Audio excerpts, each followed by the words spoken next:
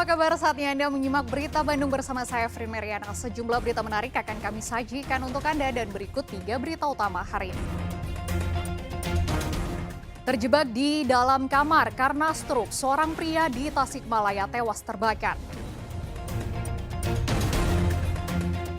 Puluhan orang warga satu kampung di Padalarang, Bandung Barat lagi-lagi diduga keracunan nasi kotak. Promosikan situs judi online, selebgram asal Bogor ditangkap polisi.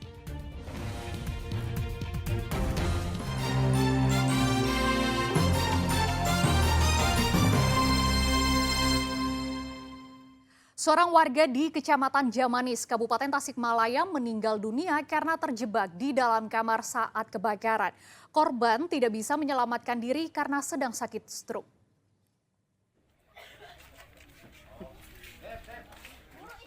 Siapa yang menyangka nyawa Enan berakhir tragis di dalam kamar rumahnya.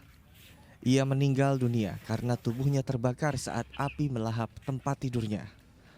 Enan tidak bisa menyelamatkan diri karena ia sedang stroke sehingga sebagian anggota tubuhnya lumpuh.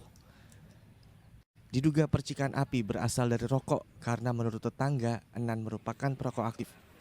Saat itu Enan yang tinggal di Desa Payung Mekar, Kecamatan Jamanis, Kabupaten Tasikmalaya, ditinggal seorang diri di rumah karena istrinya sedang mengantar anak ke acara wisuda kelulusan sekolah. Saat api membakar kamarnya, tubuh Enan pun ikut terbakar. Korban lagi sakit stroke, istrinya ditinggal acara anak perpisahan sekolah di rumah, ditinggal sendirian. Kemungkinan korban menyalakan rokok karena dia masih aktif merokok. Kalau tidak dikasih rokok dia suka parah lah gitu. Setelah dievakuasi, jasad Enan langsung dimandikan untuk selanjutnya disalatkan dan dimakamkan oleh pihak keluarga di TPU desa setempat. Eko Setiabudi melaporkan dari Kabupaten Tasikmalaya. Jalan yang menghubungkan dua kecamatan di Kecamatan Caringin, Kabupaten Sukabumi longsor. Akibatnya ruas jalan tersebut terputus, tidak bisa dilalui kendaraan. Untuk sementara, warga yang hendak melintas dialihkan melalui jalur lain. Setelah diguyur hujan deras, jalan yang menghubungkan dua kecamatan di wilayah Caringin, Kabupaten Sukabumi terputus. Longsor sepanjang 30 meter dengan tinggi 10 meter dan lebar 8 meter membuat kendaraan tidak bisa melintas.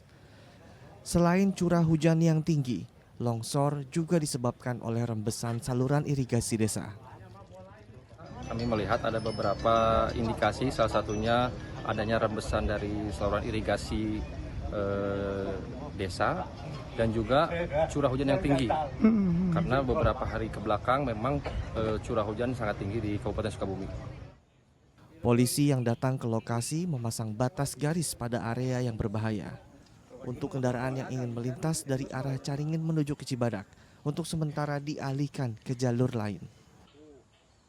Jadi yang pertama langkah yang akan kita laksanakan yaitu melaksanakan pengamanan lokasi dengan memasang polis line dan rambu-rambu peringatan. Jadi kita pasang di jarak yang aman, dilalui atau diinjak oleh manusia yang ada atau masyarakat yang ada di sekitar lokasi.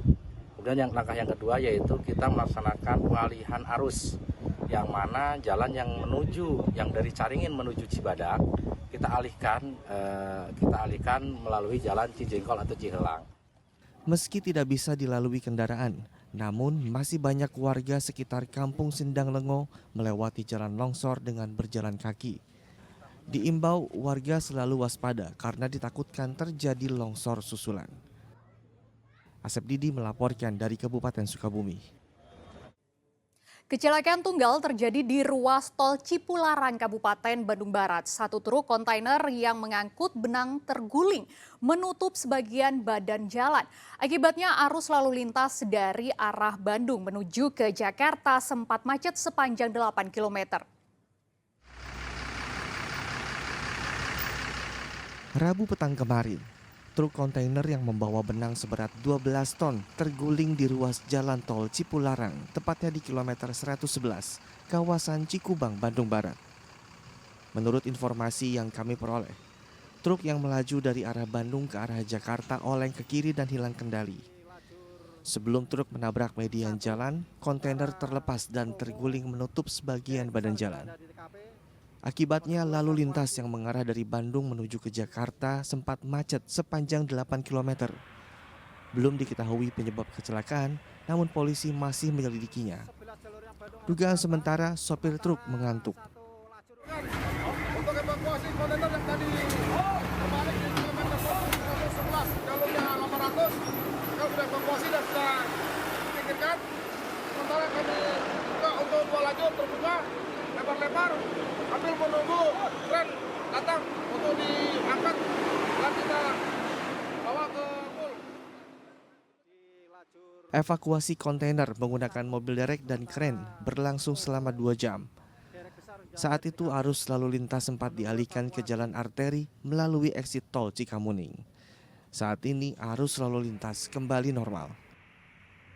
Muhammad Abbas melaporkan dari Kabupaten Bandung Barat. Informasi selanjutnya masih dari Kabupaten Bandung Barat. Puluhan warga di Kecamatan Padalarang diduga keracunan makanan usai menyantap nasi kotak. Mereka mengalami gejala yang sama, yaitu mual, muntah hingga buang air besar. Sebagian warga harus dirawat karena kondisinya semakin memburuk.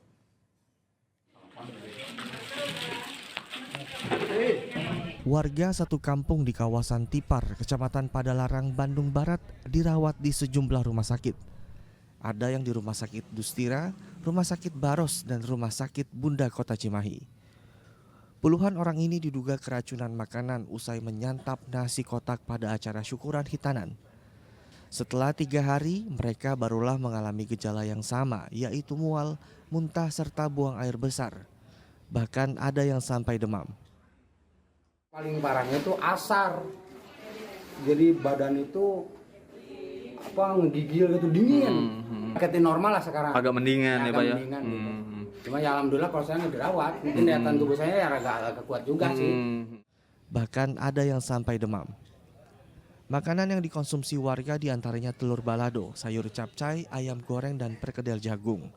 Dari total 80 orang yang diduga keracunan, 11 diantaranya dirawat di rumah sakit, sedang sisanya menjalani perawatan mandiri. Indikasi keracunan dari makanan ini adalah sekitar 80 orang. Dari 80 orang ini ya, sudah diantisipasi berobat baik secara pribadi maupun dibantu oleh pengurus RW setempat di sini memberikan obat-obatan yang dalam arti kata ya karena sudah tahu gejalanya keracunan obat-obat norit, terus ada yang tadi kasih kelapa gitu kan. Nah, sampai hari ini sampai di pukul 20.30 ini dari 80 ini 11 orang yang sekarang lagi dirawat. Ya, karena mungkin perlu penanganan lebih khusus. Ya. Polisi dan Dinas Kesehatan tengah menyelidiki kasus dugaan keracunan makanan. Mereka mengambil sampel makanan untuk diperiksa di Laboratorium Kesehatan Daerah atau Labkesda.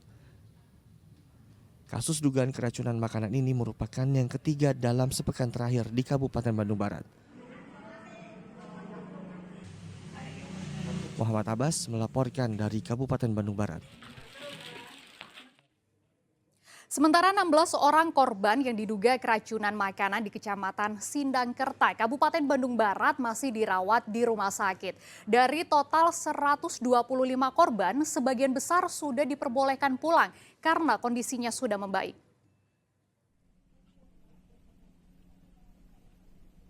Pada hari ketiga, 16 korban yang diduga keracunan makanan masih dirawat di RSUD Cililin, Bandung Barat. Semua korban merupakan siswa SD Gandasari yang dirujuk dari Puskesmas Sindangkerta. Mereka yang dirujuk ke RSUD karena sebelumnya kondisi kesehatannya mengkhawatirkan setelah banyak kehilangan cairan di tubuhnya. Sementara total dari 125 korban, sebagian besar sudah diperbolehkan pulang dan rawat jalan karena kondisinya semakin membaik. Ada yang dirujuk juga ke RSUD Cililin sebanyak kurang lebih sampai update jam 9.12 siang ini ada 16 orang. Nah, untuk yang ditangani semuanya dari paskes-paskes terdekat juga ada 125 orang. Alhamdulillah ada yang pulang juga, yang pulang mah lebih banyak tentunya ya. Nah, terus kita sudah melakukan pemeriksaan epidemiologi ke lapangan. Ada juga sampel bahan makanannya sudah diambil oleh pihak Dinas Kesehatan dan Inapis kemarin dari kepolisian. Kasus dugaan keracunan ini sedang ditangani pihak kepolisian dan Dinas Kesehatan. Polisi sudah memeriksa sejumlah saksi serta sampel makanan telah dikirim ke laboratorium. Muhammad Abbas melaporkan dari Kabupaten Bandung Barat.